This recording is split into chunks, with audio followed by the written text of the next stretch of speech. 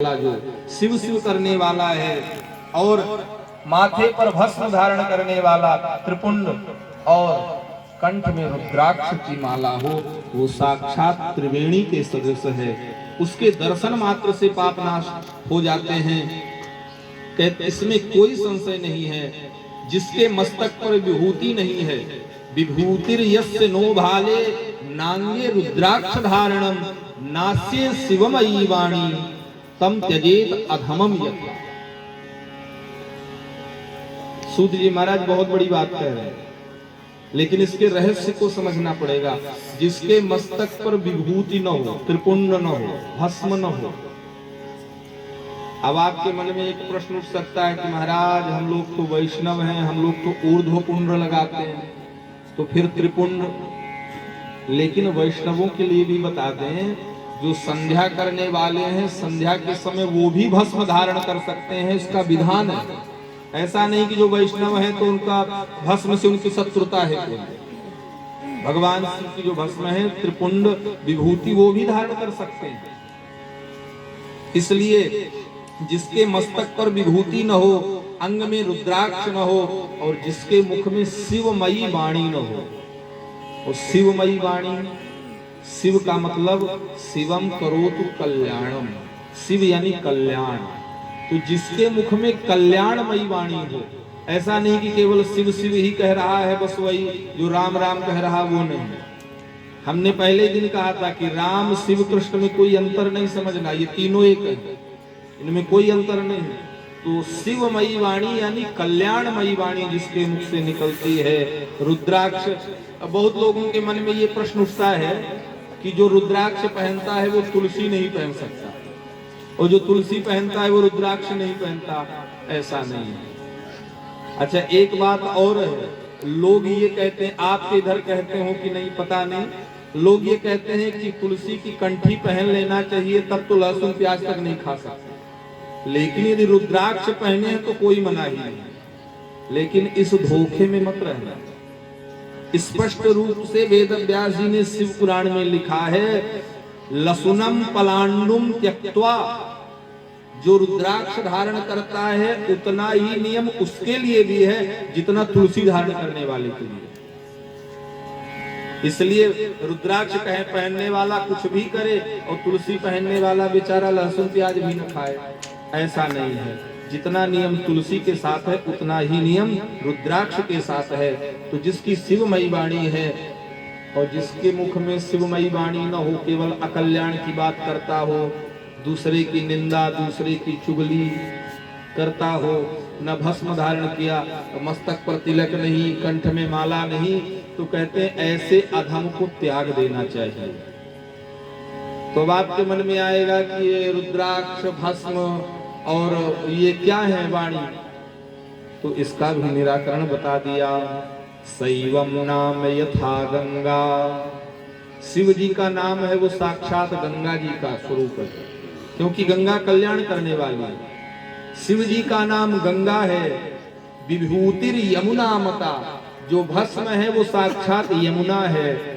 और रुद्राक्षम विधिजा प्रोक्ता सर्व पाप विनाशिनी, जो रुद्राक्ष है वो साक्षात सरस्वती है।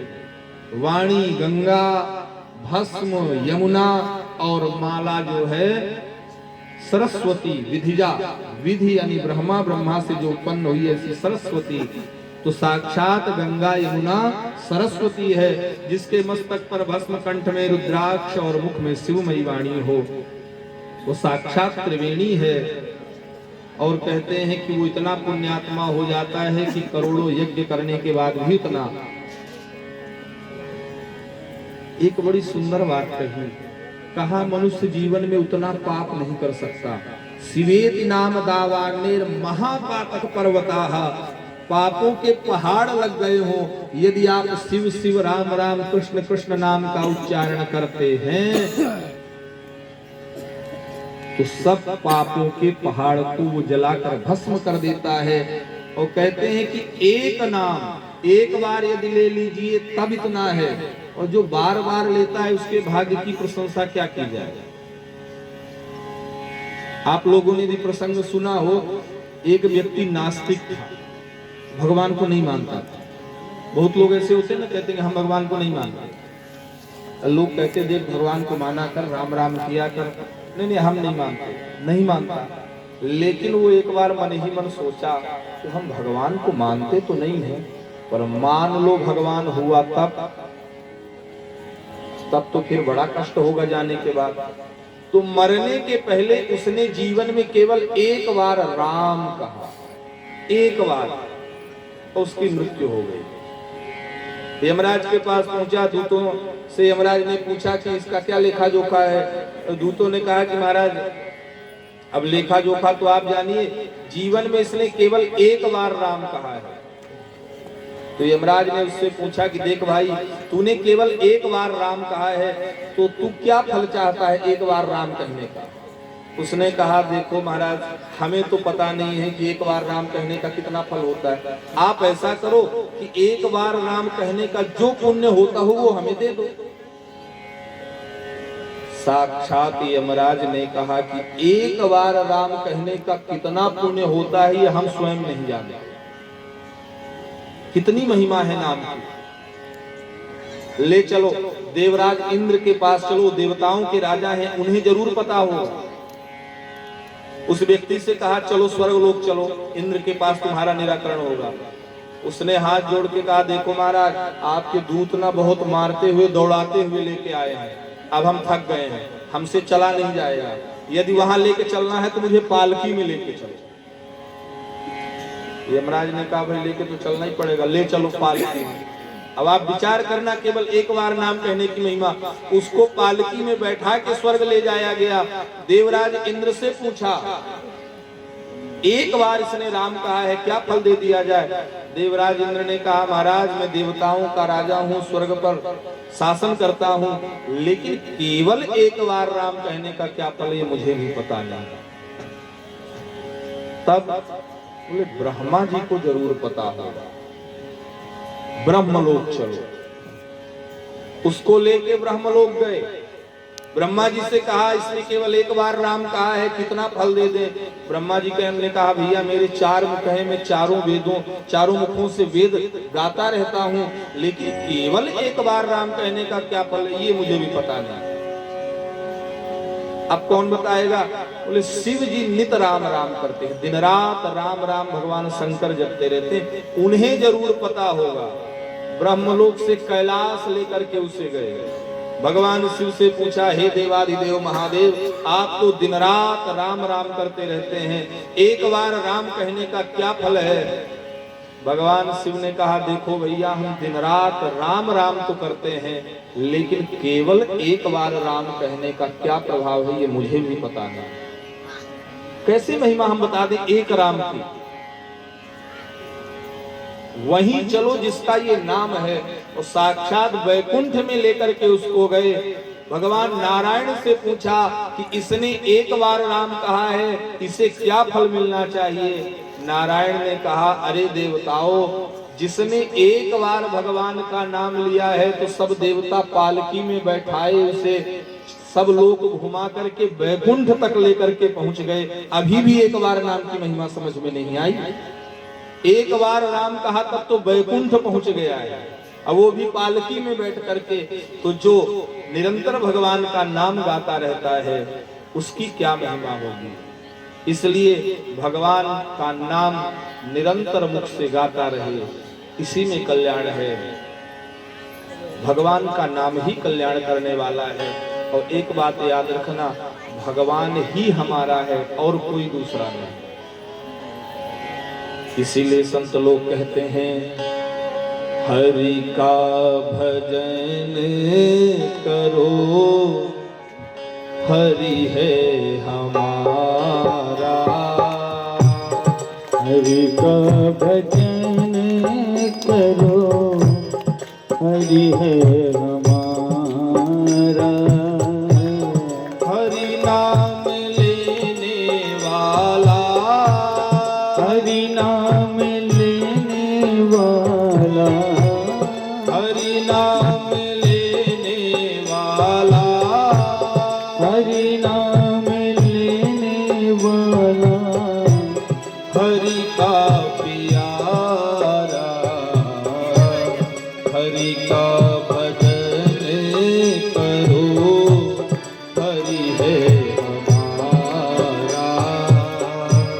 हरि का भजन करो, हरि है हमारा।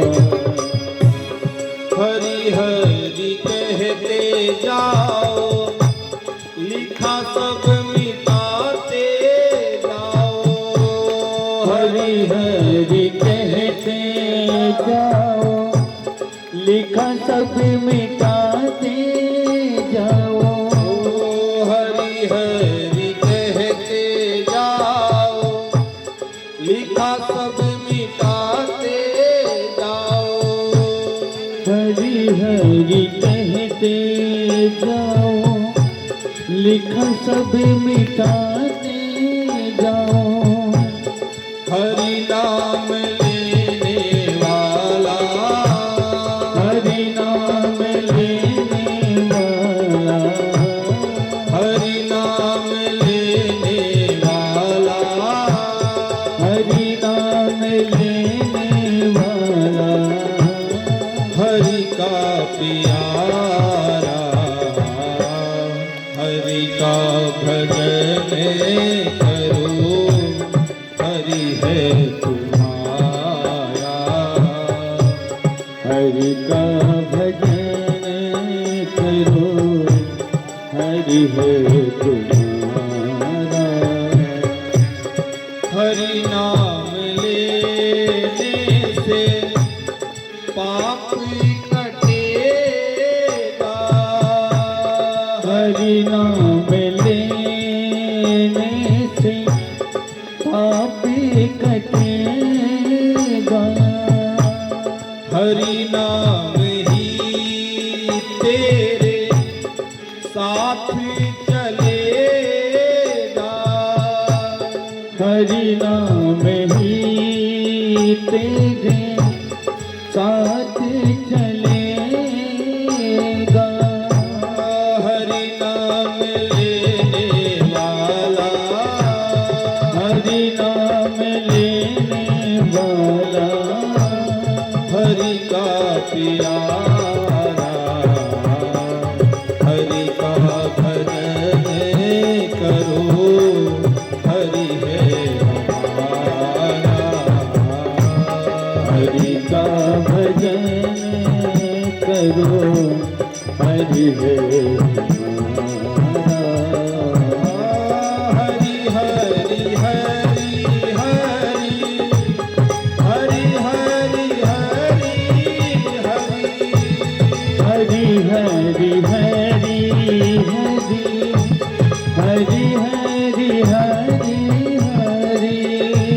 हरि हरि हरि हरि, हरि हरि हरि हरि, हरि हरि हरि हरि, हरि हरि हरि हरि, हरि हरि हरि हरि। हरि नाम लेने वाला, हरि नाम लेने वाला, हरि नाम लेने वाला, हरि नाम लेने वाला। हरि का प्यारा, हरि का भजन करो, हरि है